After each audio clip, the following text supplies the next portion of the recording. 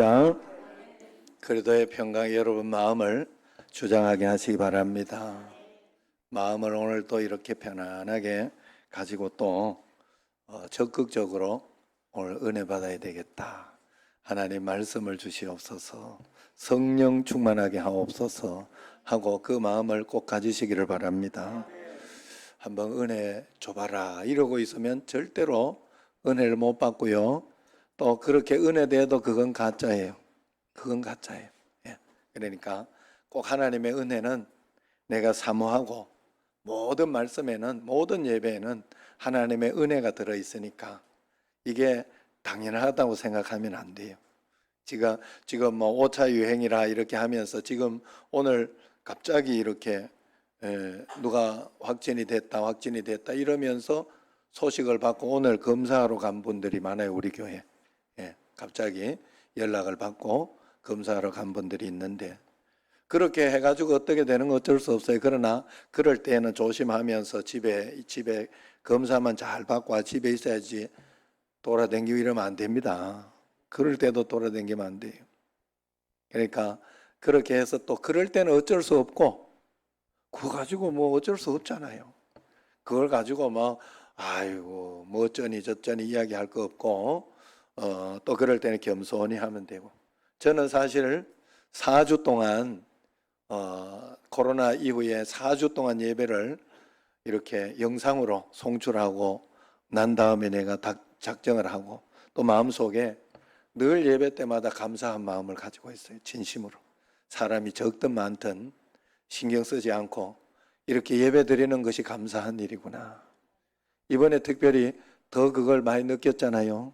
여러분 지금 오늘 마지막으로 부를 찬양도 은혜라는 찬양인데 당연한 게 없어요. 여러분 내가 지금 이렇게 하는 게 뭐 당연하다고 생각하면 안 돼요. 그리고 율법적으로 하나님 내가 헌금을 얼마나 많이 했는데 얼마나 기도하고 했는데 하나님 이게 뭡니까? 이렇게 생각을 할 수도 없어요. 왜냐하면 우리는 이 땅에 있을 때는 어려움이 있다고 성경에서 분명히 죄 때문에 문제가 있다고 분명히 이야기를 했거든요. 그러나 예수님 믿는 사람은 계시록에 보면 뭐라 그래요? 예수님 믿는 사람은 계시록에 보면 날 봐. 뭐라 그래요? 이기는 자. 다음 따라합니다. 이기는 자. 우리는 이기는 자예요. 이기는 자. 그래서 그런 고난, 어려움 가운데서도 이겨내고 한 걸음 한 걸음씩 가는 그런 사람들이지 뭐 그 어려움이 있다고 낙심하고 실망. 예수 믿었는데 왜 이런 믿어도 그런 일이 생겨요. 그러나 예수님 믿는 믿음의 사람들은 그 일 때문에 더 잘 됩니다. 그리고 더 복되고 역사가 분명히 일어나는 줄로 믿으시기를 바랍니다. 우리가 그래서 그 역사가 일어나는 삶을 살아내고 그렇게 하기 위해서는 늘 은혜에 감사하고 내가 이걸 당연하다고 생각하지 말고 여러분 생각을 해보세요. 사람이 살다가 보면 나는 인간이 기계도 아니고 인간인데 실수할 수 있지요. 잘못할 수 있죠. 그 실수하고 잘못하는 게 계속 반복되면 문제가 되지만 그건 하나님 무시하는 거지. 잘못하는 그러면 안 되죠. 그러나 살다 보면 실수할 수 있고 어려움이 있을 수 있어요. 저도 미국 가는데 아내 그렇게 실수했잖아요. 그건 제가 실수한 거거든요. 그럼 뭐 어떻게 하겠어요? 그럼 실수한 대로 또 이렇게 그런 대로 이렇게 가야지. 그래서 아내는 이틀 뒤에 미국 올 뻔했어요. 내가 속으로 그 생각이 들더라고. 뭐 한 석 달 있을 거 이틀 뒤에 오나 지금 오나 똑같은 거지. 이런 나는 진짜 그 생각을 했어요.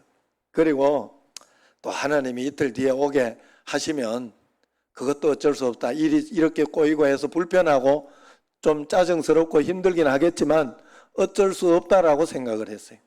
그렇게 생각하고 내려놓고 그냥 차분하게 내가 할 일을 했더니 극적으로 가게 됐어요.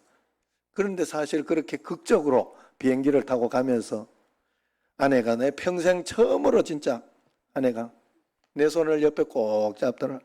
너무 사랑스럽게 잡더라. 진짜 결혼하고 그렇게 사랑스럽게 내 손을 잡는 거 처음 봤어요. 꼭 잡으면서 정말 감사하지요 이러더라고. 정말 감사하지요 이러더라고. 만약에 그런 일이 없고 그냥 비행기 잘 타고 그냥 갔으면 그냥 감사했겠지. 정말 그렇게 감사했을까요? 정말 그렇게 감사 안 했겠지. 그냥 감사하고 그거 당연하다고 생각하고 그랬겠지. 우리의 모든 일상이 여러분 이런 줄로 아시고 있으면 돼요. 매일매일 내 삶을 정말 감사하구나. 오늘 내가 이렇게 기력 있고 오늘 내가 이렇게 예배 드리고 하나님 앞에 이렇게 드리는 것이 정말 감사하구나 해서 이 예배를 여러분들이 소중히 여기고 귀하게 여기면서 정말 감사한 걸 표현하며 살아야죠. 말만 감사하고 행동은 감사한 행동은 하나도 안 나오고 삶에서 그러면 하나님께서 다 보셔요. 하나님은 우리에게 믿음의 성분은 골방에서 나옵니다. 절대 골방에서 나옵니다. 보이지 않는 곳에서 정말 내가 하나님을 어떻게 섬기고 있는가. 그런데 그 보이지 않는 곳에서 섬기는 것은 겉으로 드러나게 돼 있어요. 반드시 드러나게 돼 있어요. 그래서 오늘도 하나님 내가 은혜 받겠습니다. 하나님 역사해 주옵소서 하고 그런 마음으로 말씀을 받으시기 바랍니다. 그리스 철학자 탈레스는 만물은 물에서 나왔고 물로 돌아간다 그렇게 말했어요. 여러분 지구의 70%가 물이라는 것을 알고 있습니까? 또 놀랍게도 인간 몸의 70%는 물로 되어 있다고 그래요. 그 신기하게 물로 되어 있다. 물로. 그래서 하루 사람은 7, 8잔 2.5리터 물을 마시는 게 좋다 그렇게 합니다. 이 대병 한 병 정도 이렇게 그걸 갖다 놓고 한번 먹어봐요. 매일 그렇게 잘 마시지 못할 거예요. 그래서 물은 그냥 수시로 생각나는 대로 자꾸 마시면 좋겠다 이래 생각하고 자꾸 물을 좀 마시세요. 우리는 수분이 1, 2%만 부족해도 심한 갈증과 피로를 느끼고 또 5% 부족하면 정신을 잃고 12%가 부족하면 생명을 잃을 수 있다고 합니다. 그래서 음식을 먹지 않고는 물만 먹고 음식을 먹지 않고는 40일을 버틸 수 있어도 물까지 안 먹고 그렇게 하면 일주일을 살 수가 없다고 그래요. 금식하거나 이렇게 할 때 물은 마시고 소금도 좀 먹고 그렇게 하라고 하는 이유가 거기에 있어요. 그래서 우리가 하나님 앞에서 이 물은 생명과 직결된 거예요. 그래서 하루 한두 잔씩만 적게 마셔도 피부 노화가 빨리 오고 안구 건조증도 오고 그런다고 그래요. 혹시 여러분 피부 화장품 가지고 하려고 하지 말고 물을 자꾸 먹으면서 피부를 이렇게 탱탱하게 이렇게 하시길 바랍니다. 그래서 오늘 본문을 보면 목마름에 대해서 이야기를 합니다. 그래서 이 이야기를 드렸어요. 갈증으로 인한 심한 고통을 시적으로 표현하고 있어요. 3절에 보면 내 눈물이 주야로 내 음식이 되었도다 그렇게 표현을 합니다. 하나님에 대해서 이렇게 목마른 것은 자신이 지금 그런 큰 고통 가운데 있다는 것을 이야기하고 있는 거예요. 오늘 이 말씀처럼 최근 눈물이 목을 타고 내리고 입으로 들어가 음식이 된 듯한 아픔과 기쁨 그리고 여러 가지 사연으로 인한 눈물을 여러분 경험해 본 적이 있습니까? 한국 초대교회 이런 에피소드가 있어요. 선교사님이 서툰 한국말로 이렇게 막 설교를 이제 했지요. 한국말도 모르니까. 그래서 설교를 했는데 할머니 한 분이 얼마나 서럽게 우는지 선교사님이 감동이 됐어요. 이야, 어떻게 잘 알아듣지도 못하는 말 가지고 이렇게 감동을 받고 은혜를 받았냐.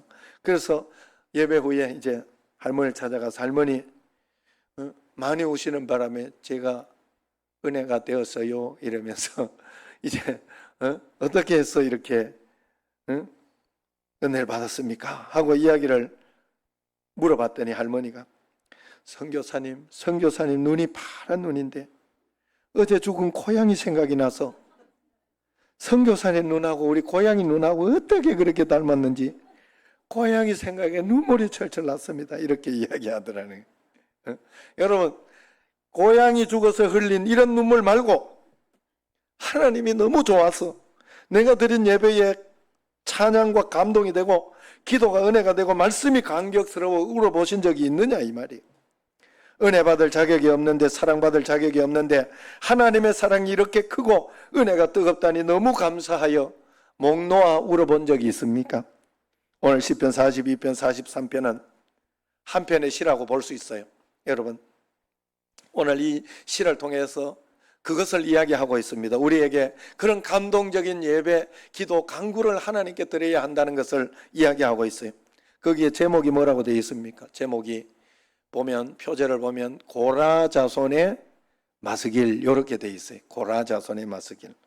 또 인도자를 따라 부르는 노래 이렇게 되어 있습니다. 읽을 거니까 여러분들이 한번 그 잘 펴놓고 있으세요. 마스길의 교훈시다. 마스길이라는 말은 교훈시다 이런 뜻입니다.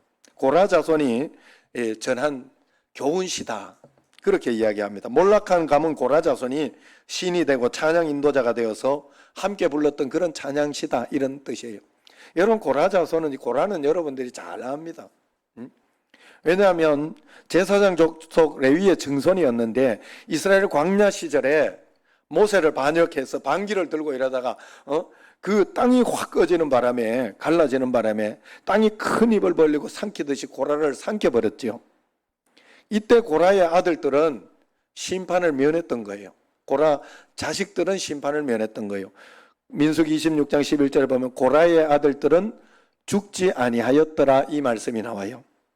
그런데 이 고라 자손이 여기서 살아남아 가지고 아이고 창피하다 부끄럽다 이러면서 숨어 지내거나 아니면 낙심해서 넘어지고 끝난 인생처럼 그렇게 살지 않았다 하는 거예요. 당시에 실패해서 몰락한 가문임에도 불구하고 다시 살아남아 하나님 은혜에 보답하려고 가진 애를 쓰는 그런 가문이 된 것입니다. 그들은 때를 보고 기회를 기다리고 있었어요. 그냥 하나님 앞에 더 잘 섬기리라 하고 하나님 말씀대로 살아가면서 살고 있었는데 다윗이 왕이 되어서 나라를 세울 때 드디어 제사장 가문의 명예를 회복하게 되는 그런 자손들입니다. 내용은 이래요.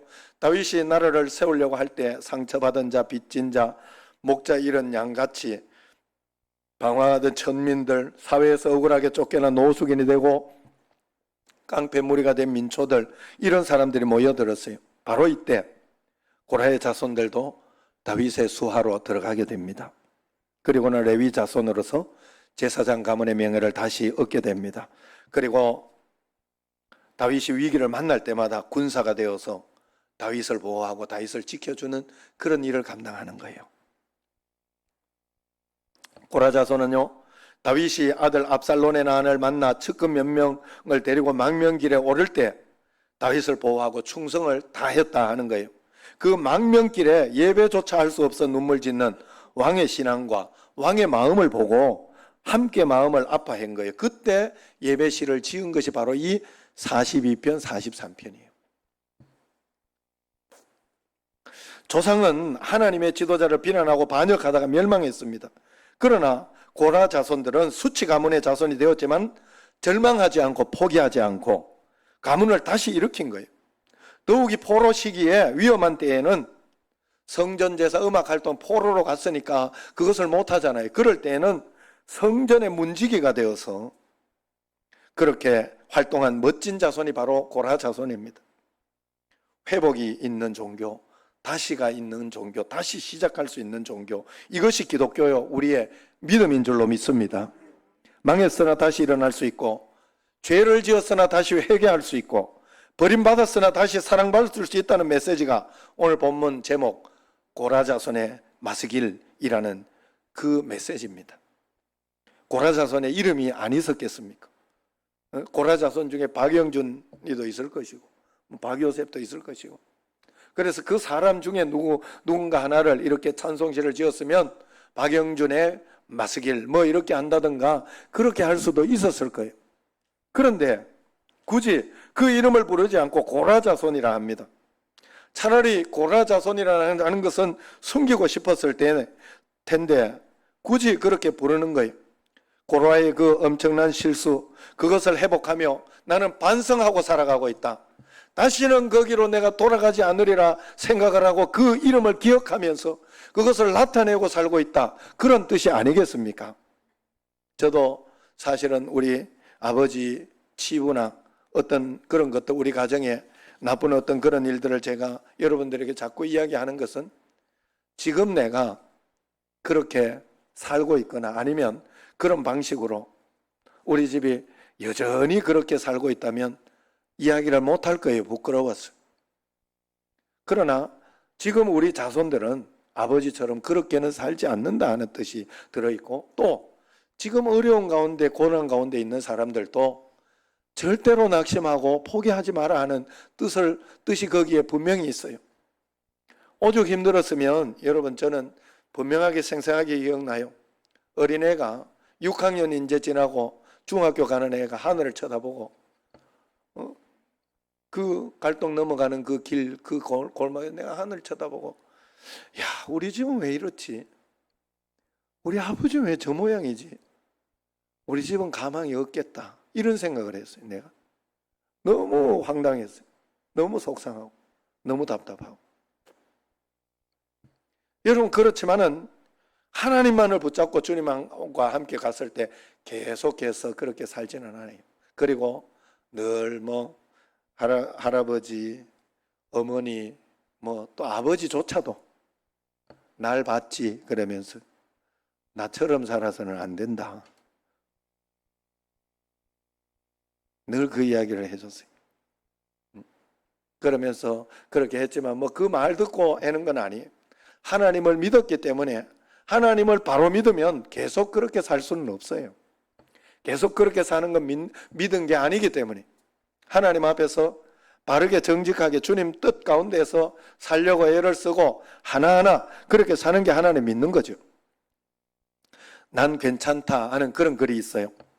한 번 실패했다고 낙담하지 마십시오. 링컨은 5번이나 선거에서 패배했고 헨리 포드도 수차례 파산했습니다. 리차드 바크의 갈매기의 꿈은 18번이나 출판 거절을 당했으며 베이브 루스는 714개의 홈런을 치기 위해 1330번의 삼진을 당했습니다. 실패는 성공으로 가는 디딤돌일 뿐입니다. 그런 글이에요. 최선을 다한 실패는 요행이 따른 성공보다 훨씬 값진 것입니다. 시험에 떨어졌습니까? 고난이 찾아왔습니까? 실패했습니까? 친구가 떠났습니까? 그러나 좌절하지 마십시오. 다시 한번 일어나 방망이를 힘껏 휘둘러 보십시오. 이번엔 담장을 훌쩍 넘길 수도 있을 것입니다. 오늘 고라 자손들은 다윗 왕을 모시고 망명길을 헤맬 때 다른 것 보지 않고 오직 왕의 마음만 헤아리고 그 왕의 마음을 42편, 43편에 표현하여 노래한 것입니다. 왕이 얼마나 하나님을 갈망하는지, 얼마나 성전에 나아가 예배하기를 기다리는지, 얼마나 하나님 말씀을 듣고 하나님 임재에 젖어들어서 한 걸음 한 걸음 옮기는 그 삶을 얼마나 그리워하는지 그것을 표현하고 이야기한 것입니다. 다윗이 목마르게 그리워한 것은 왕궁의 침상이 아니었습니다. 사랑하는 아내의 품이 아닙니다. 사내 진미 진수성찬이 아니었습니다. 오직 하나님 앞에 나아가서 하나님을 만나고 예배하는 것을 다윗은 기대했습니다. 하나님과 자신의 모든 인생의 문제를 의논하는 일이 있었다 하는 것입니다. 하나님의 말씀을 듣는 것이 다윗이 그렇게 소망한 것이었다 하는 거예요. 왜 그렇습니까? 예배 안에 다 들어있기 때문에 그래요. 여러분 기억하십시오. 예배 안에 다 있습니다. 예배 안에 회복이 있고 내가 가야 할 길이 있습니다. 여기에 넘어졌다 일어날 힘이 있고 하나님과의 만남이 있습니다. 이 예배에 대한 그리움을 이렇게 오늘 이 42편, 43편에 표현해서 1절 말씀 같이 한번 1절 말씀 읽어보도록 하겠습니다. 하나님이여 사슴이 시냇물을 찾기에 갈급함 같이 내 영혼이 주를 찾기에 갈급함하니이다. 아멘. 이는 고라 자손의 시이지만 다윗 왕의 심정, 마음을 그대로 그린 시예요. 다윗은 들판에서 양을 치다 사슴을 만날 기회가 종종 있었을 것입니다. 사슴은 자태가 곱고 우아합니다.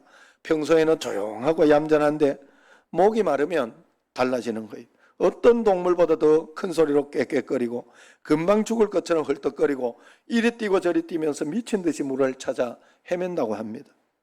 더구나 팔레스타인의 가을은 사슴의 교미 시즌입니다. 몸의 변화가 일어나 열이 더 높아집니다. 목마름이 극심해집니다. 짝짓기 위해 강야로 나옵니다. 짝짓기 후에 목마름을 견디지 못해 헤매다 목마라 죽을 수도 있습니다. 이 사슴에게 있어서 물 한 모금은 곧 생명의 물 한 모금이었던 것입니다.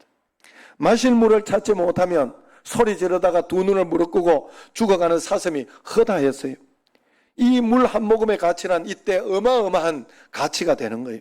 사슴에게 있어서 이 물 한 모금, 다윗에게서 이 생명수가 무엇이었느냐? 바로 하나님의 임재, 하나님과의 동행, 하나님 말씀 가운데 예배드리는 것이었다 하는 거예요. 그래서 이것이 다윗이 그리워한 거예요. 이 예배를 하나님 앞에 목마르게 찾아 헤매더라 하는 겁니다. 하나님의 사람들이 반드시 마시고 먹어야 할 생명수가 있습니다. 일평생 빼앗기지 말아야 할 은혜가 있습니다. 그것은 바로 예배입니다. 하나님 앞에 감동적인 예배를 드리는 겁니다. 예배 드릴 때마다 행복해하고 예배 드릴 때마다 감사하고 뭔가 숨을 쉬는 것 같지 않아요? 코로나 가운데 아유 코로나 때문에 잘 됐다 이러고 그러고 있으면 안 돼요. 집에서 예배 드리는 사람은 반드시 일어나서 예배 드리고 앉아서 예배 드리고 반드시 하나님 앞에 기도할 때 통성으로 기도할 때 합심해서 통성해서 기도하고 억지로라도 그렇게 더 잘해야 됩니다. 여러분 그게 정말로 믿는 거잖아요. 정말로 믿는 거죠. 정말로 하나님을 의식하고 의지하는 것 아니겠습니까? 이것을 우리가 그리워하는 마음으로. 그래서 2절을 보세요. 이렇게 표현합니다. 2절 내 영혼이 하나님 곧 살아계신 하나님을 갈망하나니 내가 어느 때에 나아가서 하나님의 얼굴을 배울까. 히브리인들이 이스라엘 백성들이 하나님의 얼굴을 뵌다는 이 표현은 하나님의 집에 들어가서 은혜 받는다, 하나님 말씀 가운데 은혜를 받고 찬양 가운데 은혜를 올려드리고 하는 그것을 표현한 거예요. 예배를 통하여 내 기도가 하나님 앞에 연락되어지고 하나님의 뜻이 말씀을 통해서 받아들여지는 그것을 내가 감동할 때 하나님을 배웠다 그렇게 하나님을 봤다 이렇게 이야기를 하는 거예요. 여러분 우리가 어떻게 하나님을 만납니까? 보이지 않는 영으로 계신 하나님을 어떻게 만납니까? 말씀이 내게 확 들어오고 깨달아지고 감동이 되어질 때 하나님을 영으로서 터치하는 거예요. 만나는 거예요. 하나님을 배우는 것은 그렇게 배우는 거예요. 3절 말씀을 보면 하나님을 만나고 싶은 이유가 다윗에게 있습니다. 3절 말씀 시작. 사람들이 종일 내게 하는 말이 내 하나님이 어디 있느냐 하오니 내 눈물이 주야로 내 음식이 되었도다. 다윗은요 내가 지금 어려움을 겪는 거 고난 겪는 거 이건 아무 문제도 안 된다고 생각을 했어요. 왜냐하면 하나님이 그렇게 인도하시고 그렇게 가면 내가 가겠다. 그런데 다윗의 이 잘못으로 인하여 이 실수로 인하여 다윗으로 인하여 무엇이 됐는가 하면 사람들이 네 하나님 어디 있느냐 믿는다더니 꼴 좋다 그런 비아냥거린다는 말이 우리가 사실 이번에 뭐 코로나나 이런 것도 있을 때 굉장히 이렇게 좀 사랑제일교회나 이런 데에는 정치적으로 좀 위협이 됐나 보지요. 그러니까 그거 잡으려고 같이 한국교회를 같이 확 잡아버려요. 그래가지고 교회가 막 이렇게 할 때 그것 때문에 욕을 먹고 그것 때문에 사실 잘하고 그렇게 바르게 하려고 하는 교회들이 얼마나 많습니까? 그런데 그것 때문에 같이 욕을 먹고 그렇게 하다가 보니까 그것 때문에 힘들다. 사실 그런 마음이 드는 거잖아요. 그렇기 때문에 다윗은 오늘 이때 더 기도한 거예요. 하나님 앞에 더 간구하고 더 기도하면서 이럴 때 하나님의 이름이 땅에 떨어질 때 하나님의 이름이 조롱을 받을 때 이것을 회복하기 위해서 우리가 생명 걸고 주님 앞에 나와서 내가 달라지려고 하고 더 기도하며 변화되며 그렇게 살아가야 하지 않겠습니까? 이게 하나님의 자녀들의 의리요 우리가 복받는 비결이다 하는 거예요.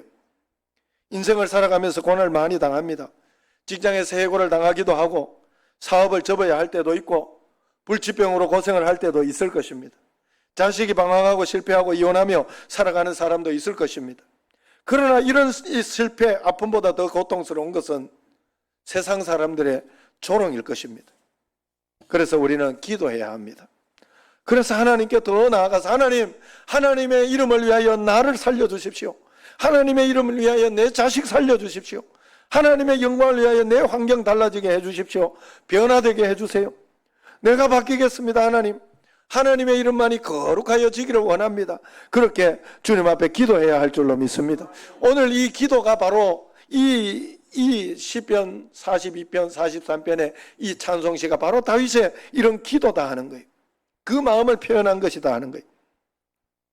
에덴 동산에서 쫓겨나 죄악된 세상에 살면서 실패와 고난 그리고 고통을 겪지 않는 사람은 아무도 없습니다. 그러나 그때마다 우리가 해야 할 일은 주님을 계속 바라보는 겁니다. 위기가 크면 클수록, 고통이 크면 클수록, 아픔이 지나면 지날수록 문제를 바라보지 말고 문제 해결자이신 하나님을 바라보시기를 바랍니다. 그래서 5절 말씀에 보면 그 이야기를 합니다. 같이 읽겠습니다. 내 영혼아, 네가 어찌하여 낙심하며 어찌하여 내 속에서 불안해하는가? 너는 하나님께 소망을 두라. 그가 나타나 도우심으로 말미암아 내가 여전히 찬송하리로다. 하나님께서 이 다윗에게 주신 그런 메시지다 하는 거예요. 하나님께서 약속해 주신, 너는 그러고 있지 마라. 너는 용기를 내라. 힘을 내라. 내가 있지 않느냐? 내가 있지 않느냐? 기도하면 해결될 것이다. 이야기를 해주는 거예요. 이 세상에 가장 필요 없는 거, 백해무익한 거, 걱정하고 염려하고 두려워하는 거예요. Don't worry, hope in God, fix on Jesus. 걱정하지 말고 염려하지 말고 하나님을 바라보고 예수님께 시선을 고정해라. 이것이 인생의 정답입니다. 옛날에 남아프리카 그 네덜란드 이주민 사이에 큰 전쟁이 있었습니다. 소위 보어 전쟁이라고 하는 것인데, 그때 남아프리카에 이주한 한 병사가 이상한 제목으로 사형을 당해요. 죄명은 낙심죄예요. 이 병사는 주변에 다니면서 사람들에게 낙심하는 말만 했다는, 우리 군사는 보잘것없다, 우리는 질 거야, 영국군이 얼마나 강한지 아냐, 그리고 무기가, 이게 무기냐 이게, 영국군 무기는 굉장히 강하다, 지도자들도 봐라, 우리 지도자는 엉망인데 영국 지도자들은 진짜 훌륭하다 막 이러면서 그렇게 막 해가지고 결국은 이것이 전염병처럼 그냥 퍼져버려서 군사들이 총 한 번 쏴보지 못하고 패전하게 됐다는 거예요. 그래서 많은 사람들 앞에서 낙심된 말, 부정적인 말 한 사람을 공개적으로 처형했다고 합니다. 여러분, 우리는 눈에 보이는 것만 가지고 다른 사람들을 낙심시키게 할 수도 있어요. 말 가지고도 그렇게 할 수가 있어요. 차라리 그런 마음, 그런 생각이 들 때는 입을 꾹 다물고 계세요. 하나님, 낙심하지 말고 답답해하지 말고 하나님 앞에. 그러므로 조심해야 돼요. 눈에 보이는 게 전부가 아니에요. 눈에 보이지 않는 하나님을 우리가 믿는 것처럼 눈에 보이지 않는 악한 사단이 우리에게 넘어뜨리고 있다 하는 것을 여러분들이 눈을 부릅뜨고 정신을 차려야 돼요. 하나님을 믿는 믿음이 가지고 있는 사람은 악한 사단이 오는 것도 볼 줄 아는 사람이, 영안을 뜬 사람이에요. 믿음만 가지고 있으면 속을 때가 굉장히 많아요. 저는 그래서 어려움이 오고 답답함이 오고 힘든 일들이 이렇게 닥치고 그렇게 할 때에는 언제나 그 다음에 하나님께서 더 좋은 것으로, 이것을 잘 해결하고 났을 때 더 좋은 것으로 주실 것을 꼭 이렇게 마음속에 기대하고 그것을 바라봅니다. 그때는 빨리 정신을 차리고, 아, 내가 이렇게 하고 있을 때가 아니지, 이렇게 하고 있을 때가 아니지 하고 빨리 그 다음에 하나님이 좋은 거 주실 것을 기대하고 바라보고 생각하고. 뭐 하고 있다고? 뭐 하고 있다고? 할렐루야. 그래서 우리가 하나님 앞에 그런 마음을 가지고 우리가 꼭 살아가요. 정신을 바짝 차리고 속지 않으면 돼요. 속지 않으면 돼요. 지금 이거 끝난 것 같아도 아니다. 그때는 기도해야 돼, 기도. 그럼 왜 내가 그러면은 그런 마음을 가지고 있는데도 넘어지고 왜 쓰러지는지 아세요? 기도하지 않아서 그래요. 구체적으로 무릎 꿇지 않아서 그래요. 걱정될 때는 다른 일이 없어요. 그냥 무릎 꿇어야 돼요. 하나님 앞에 무릎 꿇고 기도하는 걸 실천해야 돼요. 그럴 때 우리에게 힘이 생기고 용기가 생기고, 그래, 내가 이런 거 가지고 실망할 게 아니지. 지금까지 인도해 주신 하나님이 앞으로도 인도해 주실 거야. 이건 좋은 것이야, 좋은 것이야. 이런 마음이 든다는 거예요. 상처만 묵상하면서 이겨내는 사람은 절대 없습니다. 상처를 묵상하면서 상처가 옵니다, 내게. 더 빠져버리게 됩니다. 문제에 빠져 살면서 승리하는 사람은 없어요. 문제를 보지 말고 문제에 초점을 맞추지 말아야 돼요. 하나님을 바라보고 하나님께 초점을 맞추고 하나님을 소망하고 성령의 능력을 의지해야 됩니다. 이게 시편 42편, 43편이. 오늘 본문을 제 말로 한번 바꾸어 보면 이렇습니다. 하나님, 목마른 한 사람이 한 마리 사슴이 마실 물을 찾아 헐떡거리듯이 내가 지금 목마르게 하나님을 기다립니다. 저는 하나님 한 분, 어제도 오늘도 살아계신 하나님의 임재를 갈망하고 있습니다. 사람들이 저를 비웃고 조롱합니다. 하나님은 믿는다고 하더니 꼴 좋다. 그 하나님 어디 있느냐?